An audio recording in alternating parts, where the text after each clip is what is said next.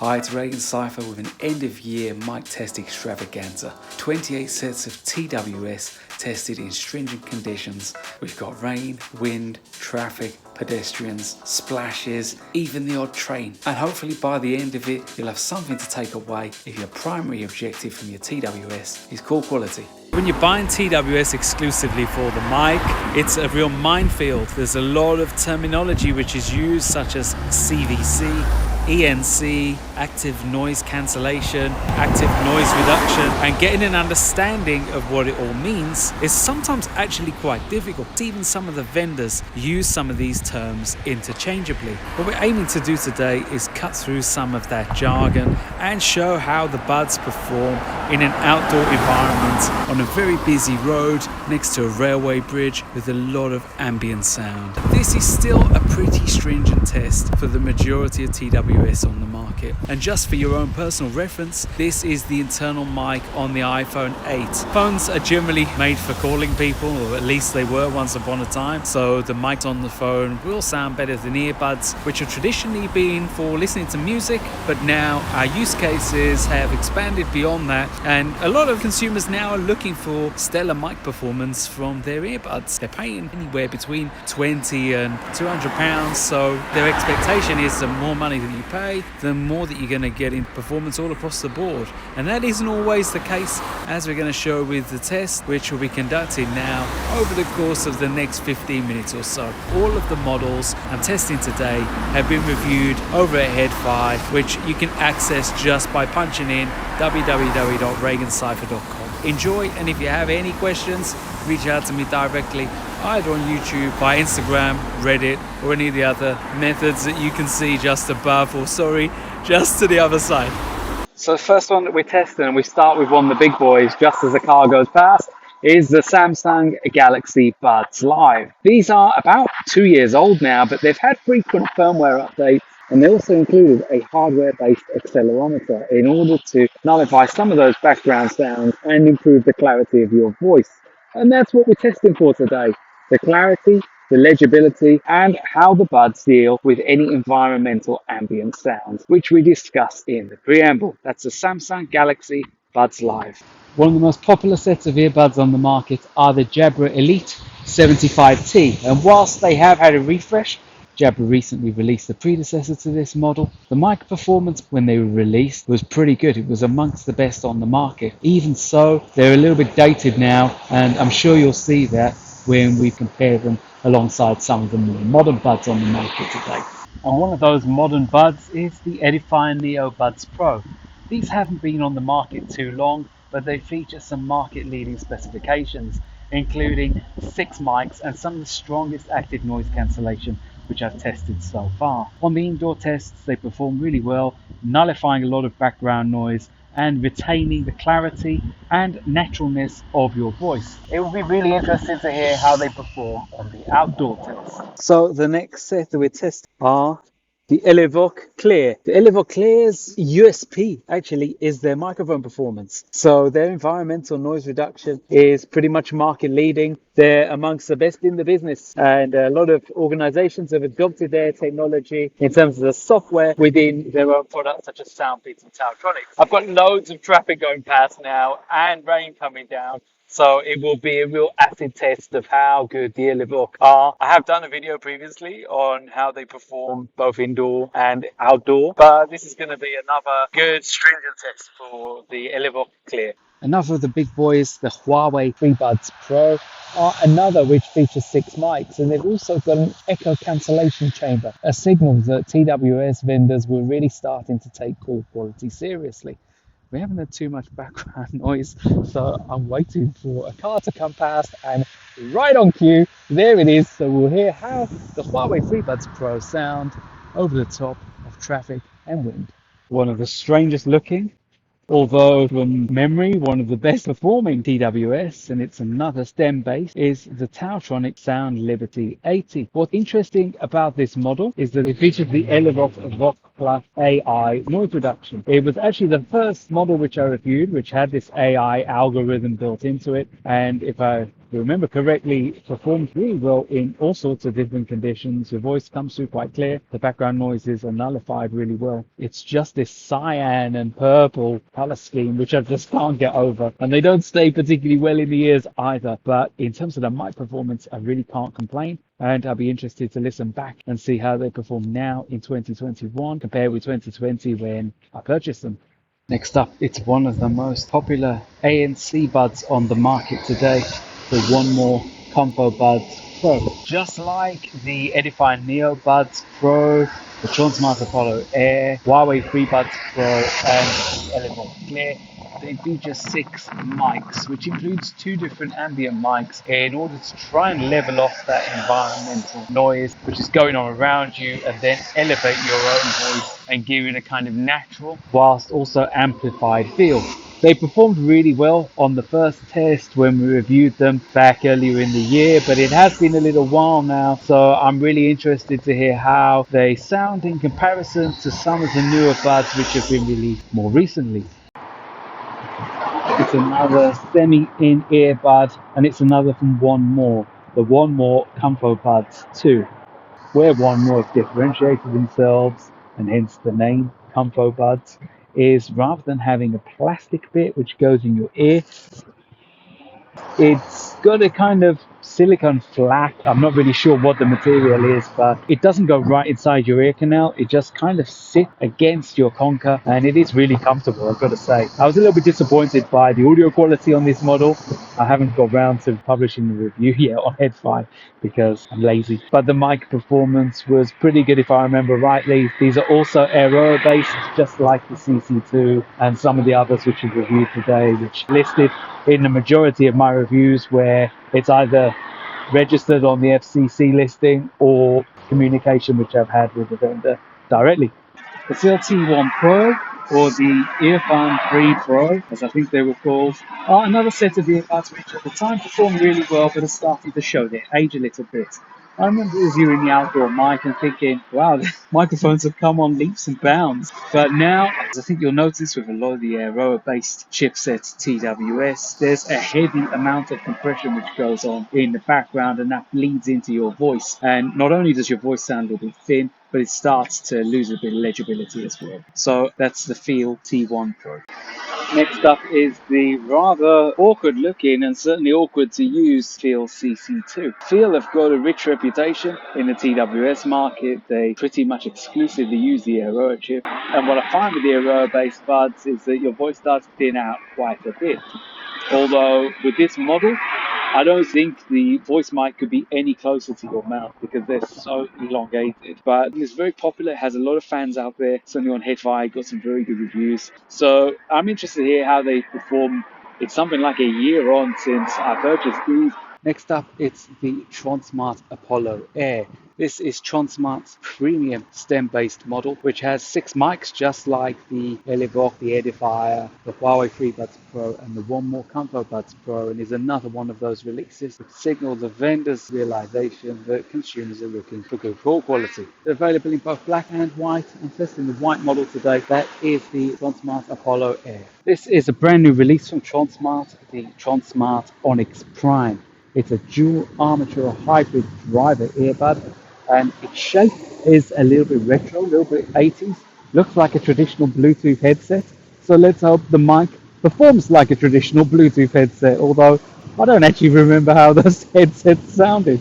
Probably not very good. This one we're testing is another one from Tronsmart, the Onyx Apex. What I found is the mic is a little bit boomy on this model, just as it is on quite a few of the Tronsmart models. This was released around the same time as the Apollo Air, and it was the kind of little sister which only had feed-through noise cancellation rather than the full hybrid. So it hasn't really got that much attention, but they're not bad little buds, and I'm interested to hear how the mic sounds. First of many QCY models that I'll be testing, HT03. These are ultra budget. You can pick them up on AliExpress for something like 22 quid. And I found that the performance is surprisingly really good. They don't advertise any specific noise reduction in the mics, but the mic quality on the indoor tests was good. It performed certainly well enough to take and make calls. Once again, the QCY HT03. Next up, it's another model from QCY, the T13. Very popular model on the market right now due to their form factor, performance, and price. The mic test, which I did first time around yesterday, and I dropped it halfway through, it performed very well. You've got some decent noise reduction around you. But QCY don't advertise any jargon. There's no DVC noise reduction or interchangeable use of noise cancellation or anything like that. They're just budget buds which perform really well, and it's again seems to be the case with the T13. And in true British weather style, we've gone from searing rain to what appears to be blistering sunshine, but trust me, it isn't. I'm light up to the max. This is QCY's new gaming bud, the G1. Very comfortable. I reviewed these as a world exclusive a few weeks ago. Their mic performance outdoors, not particularly great. And you would expect that from gaming buds, where the focus really is on as low latency as possible and good indoor mic performance. Poor G1 have had to endure quite a few cars coming past. So really testing conditions for them. Interested to hear how they perform. That's the QCY G1. QCY released two sets of buds at the same time, in fact three if you count the G1. These were released at the back end of 2021. It's the T16. And I found early on in the tests that the noise reduction was pretty good. Clarity of your voice, pretty good as well. We've had a few passing cars, so it'll be interesting to hear how it amplifies your voice over those ambient sounds. Generally, these are very good for the money. You can pick them up on AliExpress for around $20, $25, something like that. And they're using a Qualcomm chip. The sound is very good. The fit's quite nice as well. They've got that bean style shape. And yeah, we've had quite a few cars go past over the last few minutes. It's died down a little bit now, so this should convey your voice quite naturally. That's the QCY T16. Time for one of my favorites, the QCY T17 Youth Buds. They've pretty much only just been released at the same time as the T16. They're really comfortable, ideal for side sleepers because of their low profile. I'm not really sure what the mic performance is like. When I did the original tests, we reviewed it at night, and it's always the same conditions. You don't necessarily get as much traffic coming through. But I found it was actually pretty good. I mean, you could pick these up for something like $15. We've had quite a few cars going past, and people going past talking as well. So this should be a good test for the QCY T17. I must really love for SoundPEATS Mini to give them another opportunity, because I've tested them a couple of times over the last few days and they haven't performed particularly well. So this model from SoundPEATS does feature the Elevoc AI algorithm, which is the software element rather than the hardware element, which Elevoc use in their Clear. It's designed to nullify some of those background noises a little bit better than the standard CVC or MEMS array, which you tend to see in most traditional sets of budget earbuds. But what I've found is that it nullifies it a little bit too much, and it takes a little while to settle down as well. So early on in your calls, you'll tend to be quite muffled, and then it will improve over time. Time for SoundPEATS' take on the traditional semi-in-ear style earbud, the Air 3. This release was a proper AirPod killer. It performs really well all across the board, pretty much in every aspect, and I'm expecting the mic performance to be no different. That's the SoundPEATS Air 3. Before the Air 3, SoundPEATS had the True Air 2. These were the original AirPod killer. And I expected that the mic performance would be better on this model because of the longer stems. As it turned out, time once again proved me wrong, and the newer model actually performed better. But it was a while since I did the test, so I'll be interested to hear how they sound once again. Next up, it's the SoundPEATS H1, which were released to much fanfare I think it was the start of the year actually. They were the first dual armature driver TWS, possibly even the first on the market. The audio quality still remain one of my favourites today. But if I remember rightly, the mics were bottom of the list of priorities when they manufactured these buds. So not only does your voice not come through particularly clear, but it handles the external sound around you really badly as well. But hey, it's been a while, so this is a refresher. See how the H1 performs. SoundPEATS T3 has not really been quite as well received as some of their other models.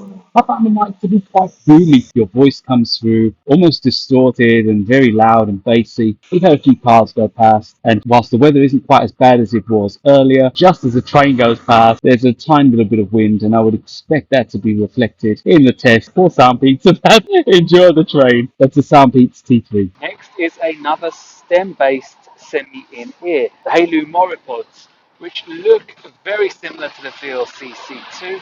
And whilst the stem length is pretty similar, the construction is very different. These are quite plasticky, whereas the FIIL are a more metallic feel. The Moripods are real budget buds, even though they're using the Qualcomm chip and CVC noise reduction. CVC can be applied non-uniformly across different sets of earbuds which support it. It's just one element, it's also the mics which are used and how the mic array is positioned, etc. They're available for something like £20 off AliExpress. They've been out a little while as well, so I'm not expecting them to perform miracles here. If I remember rightly, on the first test when I reviewed them back something like a year ago, they performed adequately, but there's very little in the way of noise reduction. Omthing is a sub-brand of One More, and they released two models throughout 2020 and 2021, the Air Free series. This is the newer model, the Air Free 2. It caught the eye with its active noise cancellation and its low cost. The mic performance on the Air Free 1, very good indoors, but not so good outdoors. The Qualcomm chip is used, so CVC noise reduction is essentially applied, but unless you get the mic positioning and use the right mics, then that CVC noise reduction counts for nothing. And that was the case certainly with the original Air Free model. There was very little noise reduction going on at all. They're part of the test today, so you'll get the opportunity to witness it yourself. I'm expecting this model to be an improvement. That is the Omthing Air Free 2. As promised, the original Omthing Air Free. The Air Free are very low cost. They're a bit dated now, but at the time they were an excellent option, especially during the lockdowns where the majority of your calls were indoors. Your voice comes through quite natural. It's just as soon as you get any kind of background noise in the scene, it really does distort it, and it's very difficult to make out exactly what you're saying.